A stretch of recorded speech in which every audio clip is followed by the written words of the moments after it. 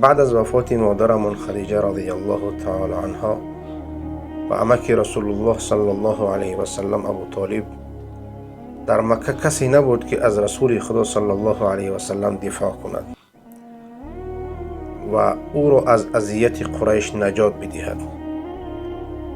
از این لحاظ رسول خدا صلی الله علیه و سلم قصد سفر به طائف میکنند که در آنجا مردم را دعوت به ایمان آوردن، دعوت به اسلام کنند و شاید در آنجا پشتیبانی پیدا کنند که از او دفاع کنند.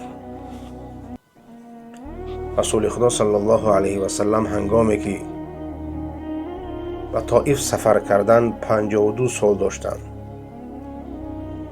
و 100 کیلومتر راه را پیاده در 4 روز می روند و کوههای بلند طائف را می گذرند تا اینکه به طائف می رسند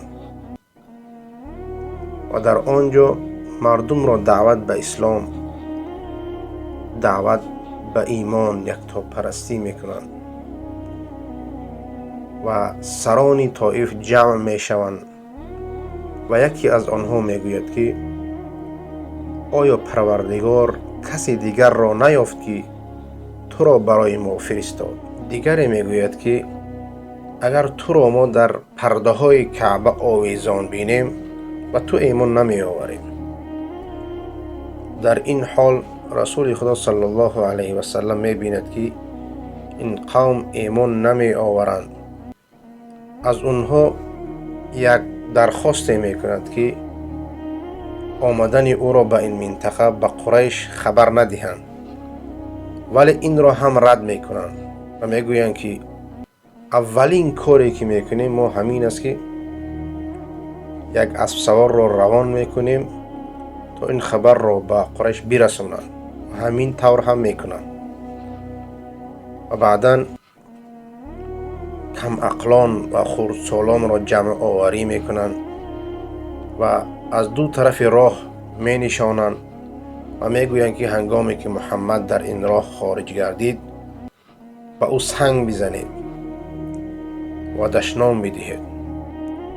زید بن حارثه رضی الله تعالی عنه می گوید که هنگامی که خارج گردیدیم و کم عقلان و خردسالان بر ما سنگ می زدند و دشنام می دادند و من جسد خود را بر رسول خدا صلی الله علیه و سلم جانم فدایش سپر کردم تا اینکه سنگ ها به او نزند و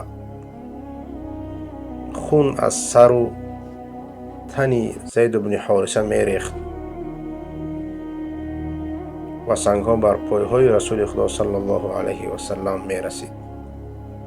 پای های مبارک ایشان خونشار گردید و به یک باغ می رسند که رسول خدا صلی الله علیه و سلم در آنجا می نشیند و زید بن حارثه پای های مبارک ایشان را از خون پاک می کند. رسول خدا صلی الله علیه و سلم دستای خود را برداشته دعا می کند: اللهم انی اشکو الیک ضعف قوتی. پروردگارا من شکایت می برم به ذات تو از ضعیفی قوت خودم و قلت حیلتی و از کمبودی ناتوانی در کارهایم و هوانی علی الناس، و از این شکایت می برم که میان مردم کم بیایم. انت رب العالمین، تو پروردگار عالمیان هستی. انت ربی و رب المستضعفین، تو پروردگار من و پروردگار ناتوانها و مظلومان هستی. الی من تکلونی، من را به کی می گذاری؟ الی عدو یتجهمونی، من را به دشمنی می گذاری که من را با پیشانی ترش پیشواز می گیرند. اهل طائف را در نظر دارد او الى قریب ملکته امری، یا اینکه من را به خویشاوندانی میگذاری که بر من مسلط گردیده اند. اینجا اهل مکه را در نظر دارد. ان لم یکن بک علی غضب فلا ابالی، اگر بر من غضب نداشته باشی ای پروردگار، من پروا ندارم. رسول خدا صلی الله علیه و سلم در سختترین روزی که در آن سنگسار گردید، پایهای مبارکشان خونشار گردید و در سختترین لحظات میگوید که اگر بر من غضب نداشته باشی ای پروردگار عالمیان، باکی ندارم. مهربانی رسول خدا صلی الله علیه و سلم را بینید که در حقیقت بر این امت بسیار مهربان بودند. اعوذ بنور وجهک الذی اشرقت له الظلمات، پناه میبرم به آن نور رویت که تاریکی ها به آن روشن گردیدند.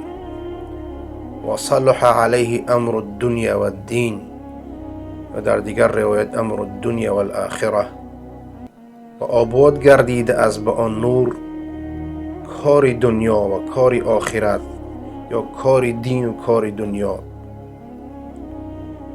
ان ینزل علی غضبک او یحل علی سخطک، پناه میبرم به آن نور رویت که بر من غضبی تو ای پروردگار نازل نگردد. رسول خدا صلی الله علیه و سلم از این میترسید که این دشواری هایی که در زندگی او آمده اند مبادا یک قهر و غضب از جانب الله سبحانه و تعالی نباشد. و در آخر دعای خود میگوید که لک العتبى حتی ترضى، من عذر خواهی میکنم تا آن دمی که ای الله از من رضا گردی. لک العتبى حتی ترضى ولا حول ولا قوة الا بک، و نیست هیچ نیروی، هیچ توانایی مگر جز آنچه که الله تبارک و تعالی میخواهد. در این لحظه ها جبرائیل علیه السلام نازل میگردد و با او یک ملائکه دیگری وجود دارد که رسول خدا صلی الله علیه و سلم آن را نمیشناسد. جبرائیل علیه السلام میگوید که این ملائکه کوه ها است. الله سبحانه و تعالی ما را روان کرد تا اگر بخواهید این دو کوه را بر اهل طائف میزنیم. ولی رسول خدا صلی الله علیه و سلم میگوید که نه، شاید که از نسل اینها کسی به دنیا بیاید که لا اله الا الله